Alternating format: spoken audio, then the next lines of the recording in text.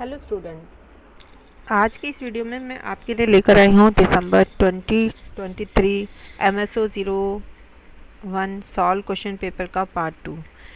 Part 1 मैं कल release कर चुकी हूँ, जिसमें आपने देखा होगा 1 से लेकर 5 तक सारे क्वेश्चन दिए गए हैं विद आंसर। एंड अब ये वाला जो पार्ट है उसमें मैं क्वेश्चन नंबर 6 से लेकर क्वेश्चन नंबर 10 तक आपको दिखाऊंगी।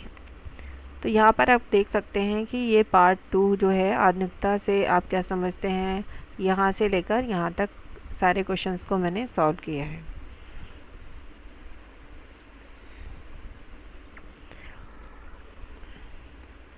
तो चलिए शुरू करते हैं।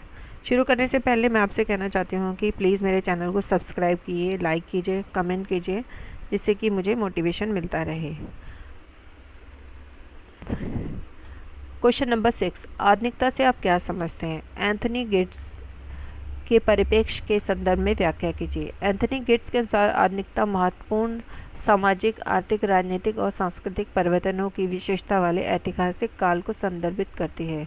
यह सामाजिक संगठन के पारंपरिक रूपों और जीवन के तरीकों से विराम का प्रतिनिधित्व करता है, जिसमें मैंने पॉइंट वाइज आंसर दिए हुए हैं। समय अंतरिक्ष दूरी, गिट्स समय अंतरिक्ष दूरी की अवधारणा पर जोर देते हैं। आधुनिक संचार और परिवहन की तकनीक उन्नति के कारण समय और स्थान का अनुभव संगत हो रहा है। इससे लोगों को यह लगता है कि समाज में अलगाववाद बढ़ रहा है, क्योंकि सामाजिक संबंध कम स्थानीय और अधिक वैश्विक हो रहे हैं। पॉइंट 2 है रिफ्लेक्सिबिलिटी। समाजशास्त्र में रिफ्लेक्सिबिलिटी का अर्थ होता है कि जब आप किसी भी मान्यताओं, निर्णयों और प्रथाओं को जांच में संदर्भित करते हैं तो इससे अनुसंधान को कैसे प्रभावित किया जाता है या उससे कैसे अनुसंधान प्रभावित होता है।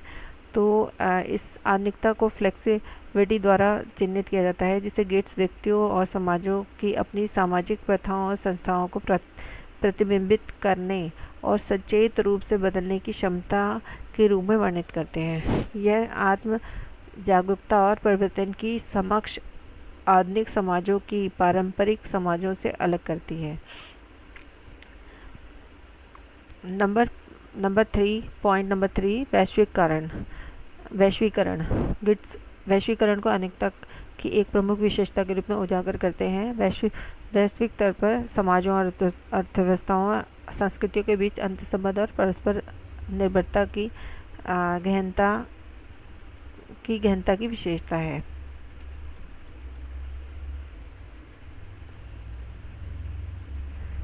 पॉइंट नंबर 4, जोखिम और अनिश्चितता। आधुनिकता तेजी से सामाजिक परिवर्तन, तकनीकी नवाचार और वैश्वीकरण से उत्पन्न जोखिम और अनिश्चितता से ऊंचे स्तर से जुड़ी है। जैसा कि आप जानते हैं कि जब कोई भी आधुनिक चीज़ आती है तो उसमें बहुत सारी अनिश्चितताएं और जोखिम भरी चीज़ें होती हैं, जो कि यहाँ पर इन्होंने उस पर ध्यान देते हुए बोला है। गिट्स सामूहिक कार्यवाही और संस्थागत प्रतिक्रियाओं के माध्यम से इन जोखिमों के प्रबंधन के महत्व पर जोर देते हैं। पॉइंट नंबर 5, विघटन तंत्र। गिट्स आधुनिकता के विभिन्न विघटन तंत्र की पहचान करते हैं, जैसे ज्ञान की अमूर्त प्रणाली, धन और विशेषज्ञ प्रणाली।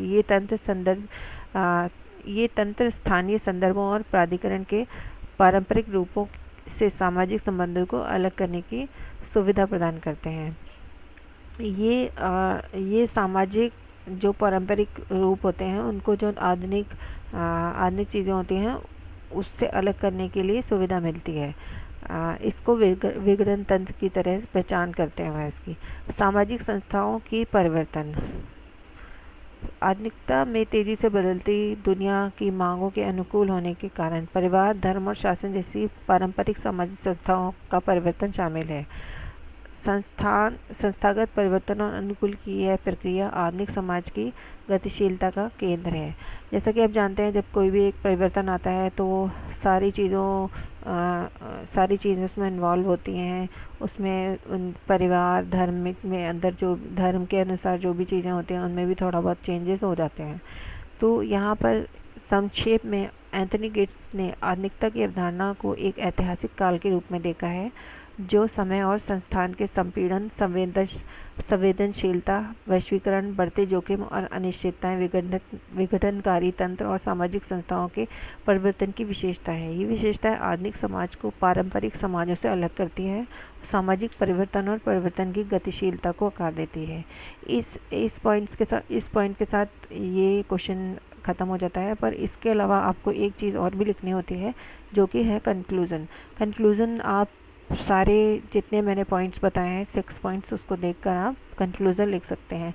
छोटा सा हर चीज़ उसमें से निकाल कर एक कंक्लूज़न क्रिएट करेंगे हर क्वेश्चन के एंड में।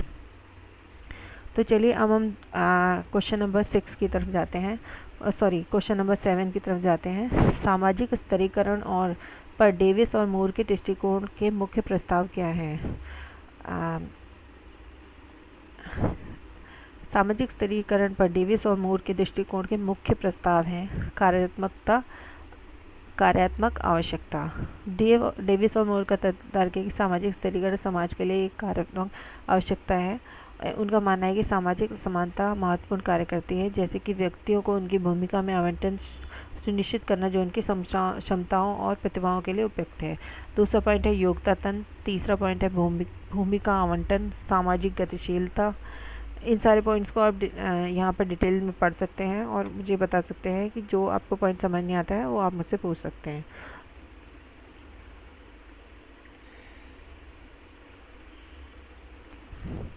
पॉइंट नंबर 5, असमान पुरस्कार, असमानता की आलोचना और बहस।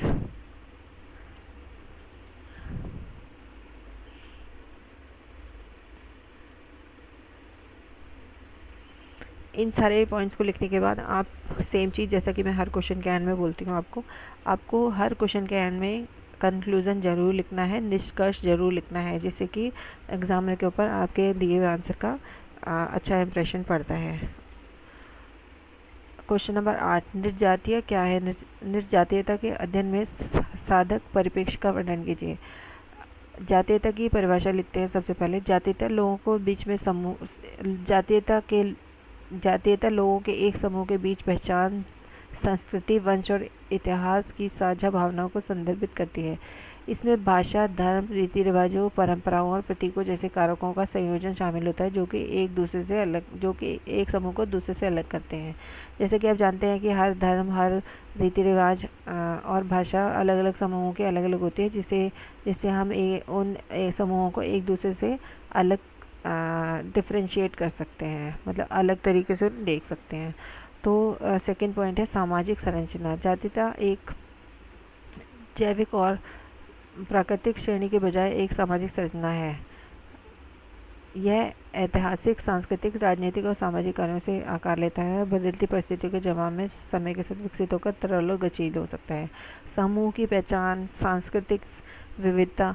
यहाँ पर जो पॉइंट लिखे हैं उनको आप अपने हिसाब से थोड़ा और डिस्क्राइब कर सकते हैं, जिससे कि क्वेश्चन अगर थोड़ा 500 या उससे ज़्यादा का भी होगा तो आपको और ज़्यादा अच्छे मार्क्स मिलते हैं। जातीयता के प्रति वाद्यवादी यंत्र दृष्टिकोण। परिभाषा। जाति के प्रति साधनावादी दृष्टिकोण जातीयता प्रदान के विशिष्ट हितों को प्रदान करने वाले व्यक्तियों या समूह द्वारा उपयोग किए जाने वाला एक राजनीतिक उपकरण के रूप में देखता है।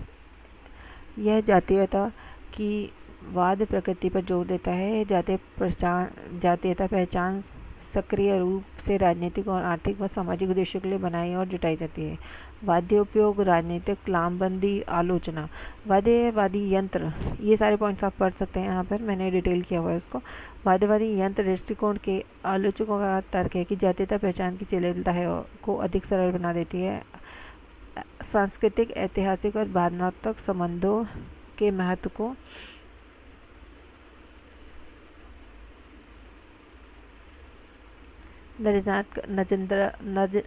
नज़रअंदाज कर देता है, जो व्यक्ति को उनके जातीय समूह से बांधते हैं। वे व्यक्ति और समुदाय के बीच जातीय पहचान के जीवित अनुभव और वास्तविक अभिव्यक्तियों की उपेक्षा करते हुए जातियों केवल हेरफेर के उपकरण तक सीमित रहने के प्रति आगाह करते हैं। संक्षेप में, जातीयता में लोगों के समूह के बीच पहचान, संस्कृति, इतिहास की साझा भावनाएं शामिल होती हैं। जबकि साधनावादी दृष्टिकोण जातीयता को राजनीतिक, आर्थिक और सामाजिक उद्देश्यों के लिए उपयोग किए जाने वाले रणनीतिक उपकरण के रूप में देखता है। जबकि जातीयता को वास्तविकवाद उद्देश्यों के लिए संगठित किया जा सकता है। इसकी बहुआयामी प्रकृति और विदित तरीकों को पहचानना महत्वपूर्ण है, जिनसे यह व्यक्तिगत और सामूहिक पहचान को आकार देता है। मैं फिर से रिपीट करना चाहती हूँ कि सारे पॉइंट्स का एक कंक्लूज़न आपको लास्ट में ज़रूर लिखना है, जिससे कि एग्ज़ामिनर आपसे आपके क्वेश्चन को देखकर, आंसर को देखकर इम्प्रेस होगा और वो आपको अच्छे मार्क्स देगा। क्वेश्चन नंबर 9 है, लोकतांत्रिक समाज में नागरिक समाज की भूमिका की आलोचनात्मक चर्चा कीजिए। निश्चित रूप से यह लोकतांत्रिक समाज शासन में नागरिक समाज की एक आलोचनात्मक चर्चा है, जिसमें पॉइंट नंबर 1 है नागरिक आवाज़ों का प्रतिनिधित्व, जिसमें गैर सरकारी संस्थान, NGO, वकालत समूह, जमीनी स्तर के आंदोलन आदि शामिल होते हैं, जिससे कि विभिन्न प्रकार की आवाज़ें प्रतिनिधित्व करती हैं हमारे इश्यूज़ का सरकार के आगे और अन्य कई संस्थाओं के आगे। निगरानी और जवाबदेही, नीति, वकालत और सुधार, सामाजिक एकजुटता और सामुदायिक विकास, क्षमता निर्माण और सशस्त्रीकरण,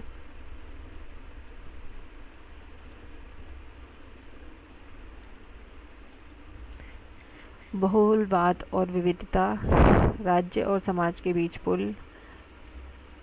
जैसा कि मैंने आपको बताया कि जो विभिन्न संस्थाएं होती हैं, जैसे वकील हो गए या फिर NGOs हो गए, वो लोग राज्य और समाज के जो इश्यूज़ होते हैं उनको राज्य यानी कि सरकार के आगे उसको दिखाते हैं, बताते हैं जाकर, तो वो इफ़ेक्टिव तरीके से उसको सॉल्व कराते हैं और वो राज्य और समाज के विभिन्न लोगों के बीच के पुल का कार्य करते हैं।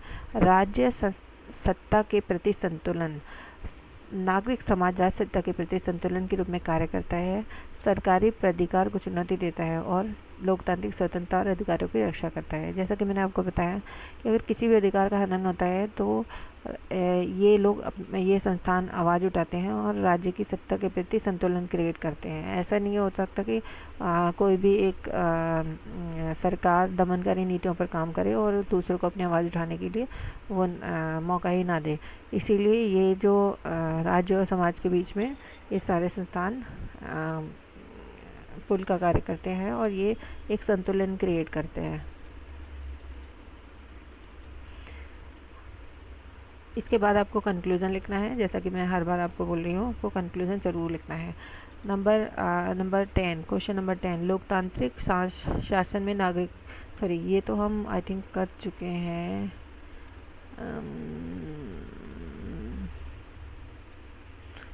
तो यहाँ पर हमारे सारे क्वेश्चंस ख़त्म होते हैं।